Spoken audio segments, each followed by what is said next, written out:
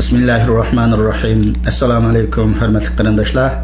Din və Hayat namlıq söhbət proqramımızın növbətdəki bölümündə hadis şərifə əməl qılmaslıqdakı xətir üstə toxtalımız. Proqramımızdakı bugünkü əziz mehmani Ustaz Abdullah Hacim boludu. Ana Abdullah Hacim şu hadisga əməl qılmaslıqdakı xətir haqqında bir düşüncə bilib ötən bolsa, qana mərhəmət. Euzubillahimineşşeytanirracim. Bismillahirrahmanirrahim. Elhamdülillahi Rabbil alemin. Vel akıbetu lil muttaqin. Vessalatu vesselamu ala seyyidina Muhammedin ve ala alihi ve ashabihi ecmain.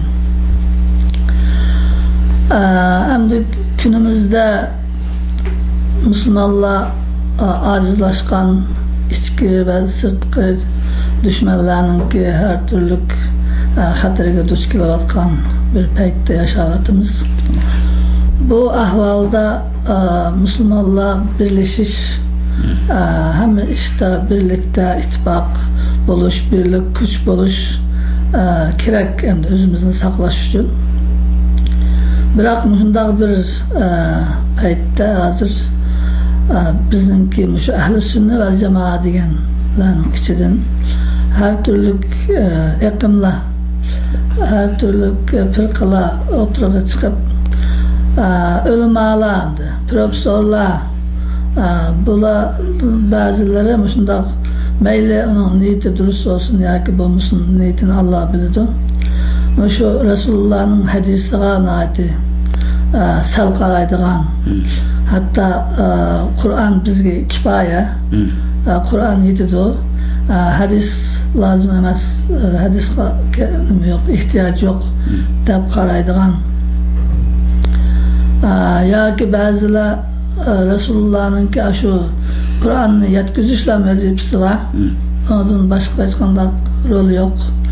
Şuna şu Kur'an'da bağ geplini şerhligen bozdu oldu. Onun başkasını kabul kılmayımız etken.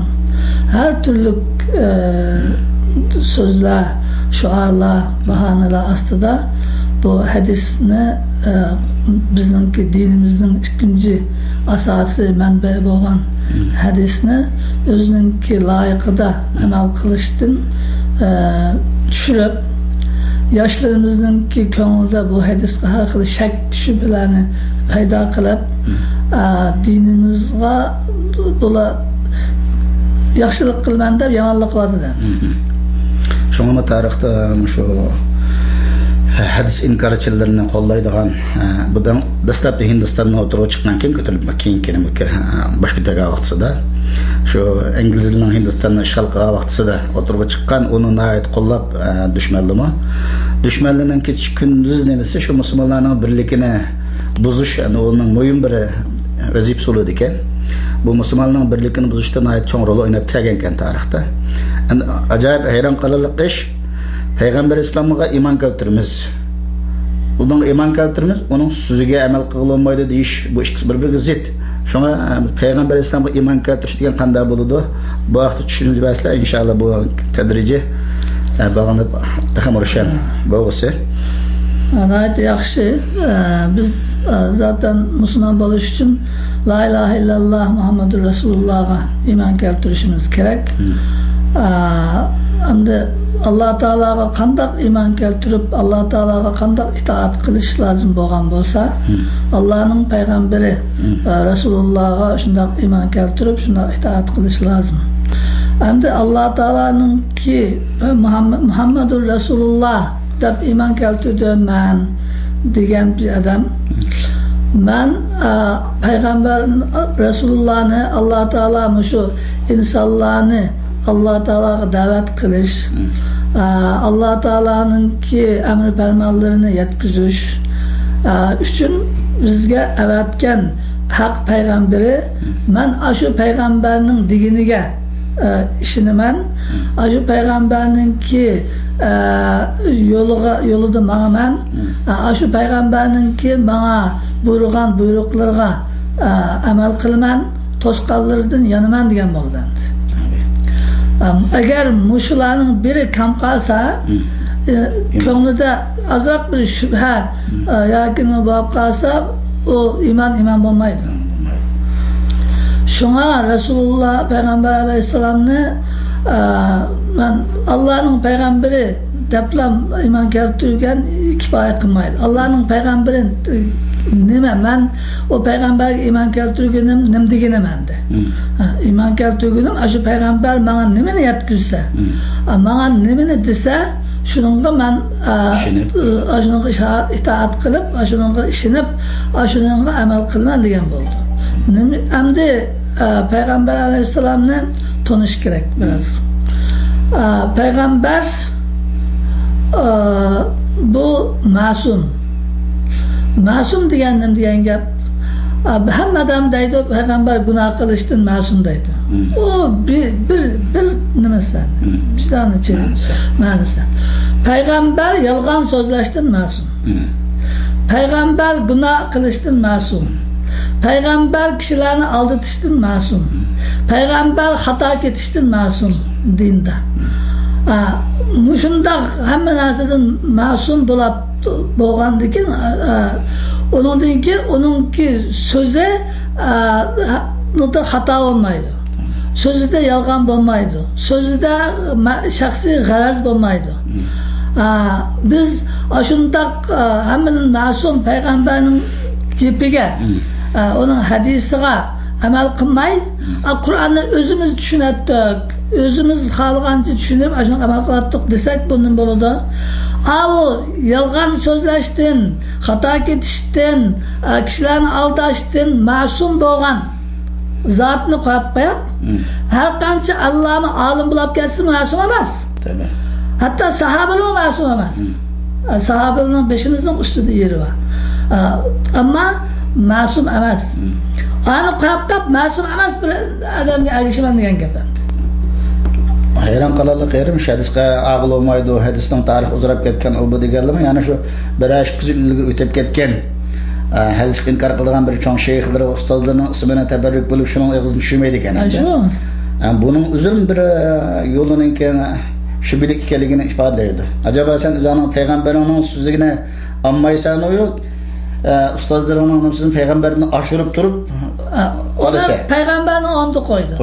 Şu ustazlar, şeyhler, profesörler, doktorlar Kur'an'ı nimde bir şerhlep verse onunla makıldaydı. Peygamberin hadisini okusa ya Peygamber Aleyhisselam'ın adı yanındaysa hadis makıl olmaydı deydi. Buna bizden hatarmış adam. İmanımızın yırtızıdan buzup taşlaydı. Akidini buzup taşlaydı. Onun için bu hadisinin husus qarash, hadisga amal qilmaslik, hadisni bunda nima ko'rash bu intayin xatarlik narsa. Tamam, hadisninki zayıfı va sahihi va. Ona ulamolarimiz, hadis olimlari arib bergan.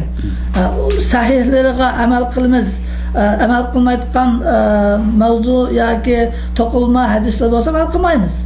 Ama Resulullah'ın kelgan haq Resulullah'ın deganligi isbotlangan sahih hadisga cho'qim amal qilishimiz kerak. Onda yani bir taxamur urushilish uchun Payg'ambar islomning vazifasi nima bu vaqtda bir tushuncha olganmiz. Bu bak muhim hamdi. Payg'ambar islomga iymon keltirgan ekanmiz. Payg'ambar islomni Allohning elchisi deb yuqorida deb o'tgandagi ekanmiz. Endi bu payg'ambar nima ish qilyapti Alloh taolo? Buning vazifasi nima? Buni yaxshi bilish kerak. Buni obdan bilmaganligimiz uchun ashunda har xil gaplarga ergishib ketamiz. Har xil odamlarningki nimasiga degan gaplarga ergishib ketamiz. Avvalan biz payg'ambarimizningki vazifasini yaxshi bilishimiz kerak. Biz musulmonlarning ajib ishlarini o'tab ketamiz. Obdan qayil qilarlik yoki bir iymonimiz kuchli darajada bilib iymon keltirmasdan shuning uchun jiq naslni bo'libmi yoshlar qani qiziq kim nima desa shunga ergishib ketadi. Payg'ambar alayhissalomning vazifasi birinchi vazifasi hamda kishilarni Allohga chaqirish. Payg'ambarni Alloh taolo bütün insanlarını bizim İslam dinimiz bütün dünyaya gelgen din, kıyametçi baki bütün insanlarını Allah Teala'ya çağırış, hak yoluna davet kılış için evetken. Bunun onda olan ki bunun birinci vazifesi şu oldu. Şuna vahiy ilk gelgen başta gelgen vaxtıda kum fe enzir deb buyurgan. Sen ya eyyuhal muddessir kum fe enzir. Ey yögün vağıcı peygamber tur onundan kişilerini agahlandırgın der. Ud'u ila sabili rabbike bil hikmeti vel mauizatil hasene. Sen insanlarını hikmet bilen, yaxşı nasihat bilen Allah Teala'ya çakırgın. Bu birinci peygamberin vazifesi. İkinci vazifesi peygamberin nima? Allah Teala'nın ki onunla kılgan vahyini, yani Kur'an'ını insanlara yetkizmiş. Allah Teala Resulullah'a Kur'an'ı az-azdan vahiy kılgan Cebrail aleyhisselam arkalık. Allah'dan kelgen şu vahyini kam ziyade kılmasın. Allah Teala nima degan bo'lsa, qanday degan bo'lsa, shu shaklda, shu bo'yicha insonlarga yetkazиш Rasulullah'ningki ikinci vazifesi. Şuna Allah Teala Kur'an'da nima deydi? Ya eyyuhar Resulü bellig ma unzile ileyke min rabbik fe illem tef'al fe ma bellagte risalete. Ey peygamber, sana Allah'ın nazil kılıngan, Allah'ın düşürülgen narsalarninki vahyinin hammasini yetkizgin. Ve eğer sen onu yetkizmesen, sen peygamberlik vazifesine qanday qilmagan bo'lsa, ado qilmagan bo'lasan. Endi bu yerda bir inchki masala bor. Vahiy ikki xil. Bir vahiy matlu, o'qilgan vahiy deymiz, bu Kur'an. Allah Teala Cebrail aleyhisselam arqali Kur'an'ni Resulullah'a o'qib berish arqali tushgan vahiy. Buni Kur'an deymiz. İkinci vahiy gayri matlu, o'qilmagan. Yani Resulullah'ın ko'ngliga, qalbiga Allah Teala bir vasıta sağan vahiy. Buni Resulullah o'zi bizga o'rgatdi. Şuna ve ma yantiqu anil hava in huwa illa vahiy yuha. Peygamber aleyhisselam'ınki din hakkında sözlügen narsa hammasi nima? Allah Teala'nın kelgan vahiyni so'zlaydi. O'zining havasi bilan so'zlaydi. O'zining havoyi havasidan o'zi xalqancha bizni boshqa bizga o'xshash so'zlamaydi. Shuning uchun Rasululloh nimani amr qilgan bo'lsa, nimani buyurgan bo'lsa, nimani to'sgan bo'lsa, mayli o Qur'onda bo'lsin, bo'lmasin, o yine Allohning vahyi. Onun amal qilish, Qur'onga o'xshash, uni farz. Bu munosabat bilan Qur'oni Karimning bir qancha oyatlarida Allohga itoat qilish va Allohning payg'ambariga itoat qilish buyurdi Allah Teala. Endi bu payg'ambarga itoat qilish degan qanday bo'ladi? Payg'ambarga itoat qilishning islomdagi hukmi nima? Bu vaqtda tushuntirgan bo'lsa. Payg'ambar alayhisolamga itoat qilish, Allohga itoat qilish bilan o'xshash farz. Şuna Allah Teala Kur'an'da Atiullah ve Atiur Resul'e neçe ayet, bir ayet emas, bir neçe ayet dikildi. Allah'a itaat kılınlar ve Allah'ın peygamberine itaat kılınlar diyen. Allah'ın peygamberine itaat kılınlar diyenin manası Allah'ın peygamberi şu Kur'an'ı okup bergen itaat kılın diyen gepemez. Allah'ın peygamberi Allah'a okşaş. Sizlarni nimaga da'vat qilsin? Nimaga buyurgan bo'lsa shuni amal qilinglar, nimadan to'sgan bo'lsa shuni. Va ma ataakumur rasulu fakhuzuhu va ma nahaku anhum fantahu. Rasululloh sizlarga nimani bersa, elinglar va nimani sizdan to'ssa, yeninglar degan Allah Taala. Unda bo'lgandan Rasulullohga itaat qilishninki hukmi Allohga itaat qilish o'xshash farz. Bu Kur'an'ın emri bilen. Biz hadis okumadık. Hadislerimiz çok kilidi. Hazır şu Kur'an bizge yetidi. Digüççilerge bu Kur'an sizge peygamberge itaat qilishni buyuruydu. Eğer ben hadisga amal qilmayman, hadis bana kerak emas, ben Kur'an'ni o'zim bilgan ba'ziga tushansam yetidi degan adam Kur'anga amal qilmagan bo'ldi. Kur'an'ın hükmü bu. Peygamber'e itaat kılırsan deydi. Sen kelip, ben Kur'an'a itaat kılman, Kur'an'a göre yaşayman deysen. Bunun manası Kur'an'a amal kılmagan. Hadisga amal qilmaymiz, Qur'onga kifoya qiladi deganchilar avval bo'lib Qur'onga o'zi amal qilmagan bo'ldi. Qur'onga Allah Taola'nın emriga qarshi chiqqan bo'ldi. Rasulullohning vazifalaridan hamda yine Kur'an'ni bayon qilish Rasulullohning vazifasi. Allah Taala bu Kur'an şu Resulullah'a düşken tarihten tartıp ta kıyametgacha baqi. Bu dünyada nurg'unlagan o'zgarishlar bo'ldi. Hazır mesela Resulullah'ın vaktida yok narsalar var. Bundan keyin bizning aqlimizga kelib boqmagan narsalar chiqadi. Bu Qur'on shuning hammasiga hukm qiladi. Shuning uchun Qur'onda hukmlar kulli, umumiy bir shaklda, bir mizon, bir o'lcham shaklda bayon qiladi. Uni bayon qilishni Alloh taolo Rasulullahga vazifa bergan. Şu an nimdaydi Resul Allah Teala ve anzalna ileyke zikra litubeyyine linnâsi ma unzile ileyhim. Biz sana Kur'an'ı nazil kıldık, düşürdük. Onu insanlığa sen bayan kılıp bergin. Yani bu bayan degen nima? Bayan Allah Teala bana bunda dedi Kur'an okup verişemez. Şu Kur'an'daki maksat nima? Bu Kur'an'ın Allah Teala'nın emrini biz kandak amel kılırız. Hayatın özünü de düşünsün acayip hikmetten yazılıkını sakınmalıyız insan. Bunu biz hayatımızga kandak tatbiklaymiz. Degen ne bizge düşendirdi. Bunu düşendiriş ne? Bununki tafsilat hükümlerine Resulullah'a Allah Teala vazife kıldı. Hem biz onu taşlık etip Kur'an'dan alaman desek o çağda o Allah Teala'nın emrini kandak biz icra kılıp Allah kandak şekilde bizim icra kılışımız ne, tatbik kılışımız ne buyurgan onu bilemeyiz. O çağda biz hata icra kılımız. O vaxtıda Nimbolu'da Allah Teala'ya biz şuna diyen bolumuz.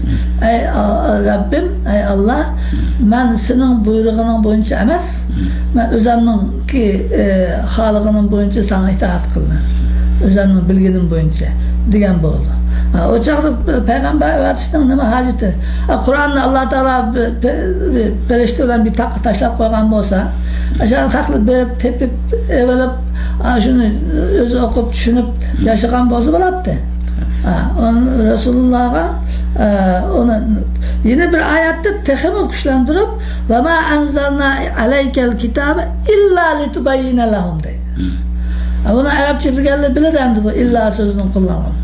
Bu Kur'an'ı fakatla sen şunu izahlap bergin, sen düşendüğün, sen bayan kılgın da düşürdük dedi. Yani bu manada bu ayetin mazmunu yani Muhammed Aleyhisselam'ın sözleri etken kılgalları Kur'an-ı Kerim'in bayanı. Kur'an-ı Kerim'in şerisi yani. Şerisi, onun düşendürüşü. Allah şimdi sen düşendürüp koyuşun, sen bayan kılışın için Kur'an'ı düşürdük davası yani Muhammed Aleyhisselam'ın o bayanatlarını, o şerihlerini biz okumayız.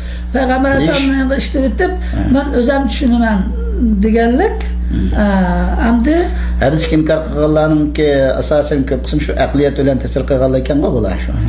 Kur'an şu dadi şu. Ularninki xapılıqı nima? Hadisda hamma narsa tafsili ochiq kelgandikan, uni andaq emasdi, mundaq emasdi demaydi. Qur'onda narsa umumiy ma'noda kelgandikan, ham uni ustiga bu arabchada bir söz bir necha ma'noda ishlatildi. Onun için bu adamlar qanday qiladi? Masalan, namozni alsak, salat degan söz Qur'onda hem namaz için namaz okun diyen buludu. Onun lügat manisi dua kılın diyen buludu.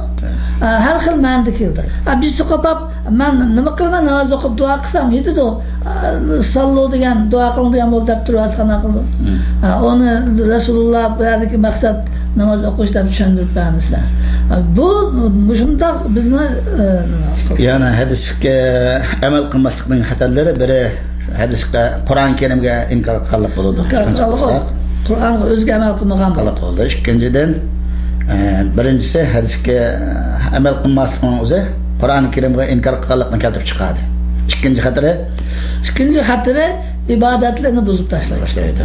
Çünkü Kur'an'da ve akimus salata ve atuz zakata dedi. Namaz okuyanlar, oruç tutanlar, zakat verenler dedi. Şimdi ama endi biz namazda qana o'qiymiz. Bomdatda qancha rakat o'qiymiz. Peshinda qancha rakat o'qiymiz. Bunda Qur'on yo'q. Agar biz hadisni tashlab olsak, namoz o'qimayman degan gap chiqadi. Bilinmaganlik. Amal. Zakat buyurdi Allohning amri. Zakatni pulninki oltin, kumush va pullar 140 ta birini bilan yerdan chiqqan mahsulotni 10dan birini bilan da qasa ayatdi va onu Resulullah bizge tushuntirib berdi. Buni yo'q qilmasak, hadis amal qilmasak, nima bo'ladi? Ibodatni yo'qolgan bo'lamiz. Üçüncü hatırı şeriat hükmünü yok kılgan bulunuz.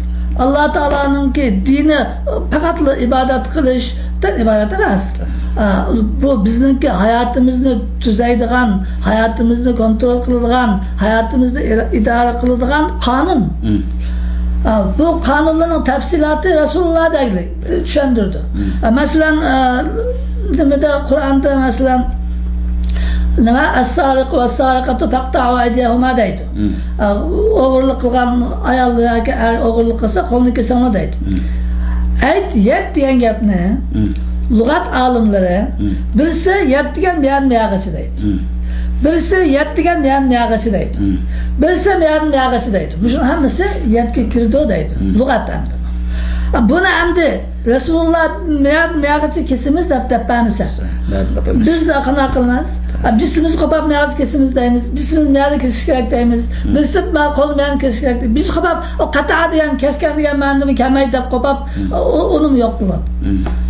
Mushu Qur'onni bu hadisdan ayirib atganlik Qur'onni butunlay qarab tahrif qilgan buzishninki bir yo'li. Şuna Ahl-i Cemaat'ın nazarda bu şeriat kanun çıkarışının çıkınca asası hesaplandı. Onun için. Onundan keyin hamda takama xatarligini deydi. Qur'onni Allah'ın sözü ekanligini iptal qildi. Bakara chiqildi. Qandaq? Bu Qur'on bizga nazil olmadi ki. Qur'on Rasulullohga nazil oldi. Rasulullohga nazil olganini kim ko'rapti? Hech kim ko'rmadi. Jibril alayhissalomni ko'rib Qur'on o'qib bergan ko'rgan yo'q. Rasululloh bizga Alloh taolaning nomida vahiy keldi. Ma Allohning so'zi deb depamidimi? Depadi. Biz endi Rasulullohning so'zini amal qilmasak, Rasulullohning ma Allohning so'zi deganimi ketadi endi. Ayagi berib, bu hozir bunda turgan bilan kelgusida bu berib bir şey yapırdı. Kur'an'ın özüne Allah'ın sözü ekanligi inkar qilish qilib bordi. Şu din düşmanları bunun ayet aql tarbiyani qo'llab buni musulmonlar ichida mush aqlninki ko'payishiga asqishyapti. Shuning uchun biz buningki xatarni oldini olish kerak. Biz bu yerdan eng oxirisi Qur'onning hukmlari ketsa, ibodatli ketsa, nima qoldi? Şuna din ketdi. İslam dini deyotgan narsa yo'q, Hristiyan diniga o'xshash. Xalqan adam Alloh bilan bandini o'rtasidagi bir aloqada duo qilsa yo nima qilsa, İslamning dushmanlarining qildigini shu. Tugatgan bo'ladi. Uning uchun biz bu yerdan bu Makka shu Qur'on tushgan ulug' yerdan bizning gapimizni anglagan şu videonu ko'rgan qarindoshlarımızga hammasiga shuni e'lon qilamiz. Kim bu hadisga amal qilolmaydi yoki hadisni sus qaraydigan shundoq Qur'on bizga yetidi, Qur'onga ko'ra yashash kerak deganga o'xshash bu gaplar kelimatul haq yuradi bil batil. Haq gap endi, ammo uning aqsidagi maqsadi batil. Agar Qur'onchi bo'lish yoki Qur'onga ko'ra yashashdan maqsad Qur'onning butun ahkomlarini Alloh taolaning buyurgan bo'yicha ijro qilish bo'lsa, hammamiz Qur'onchi.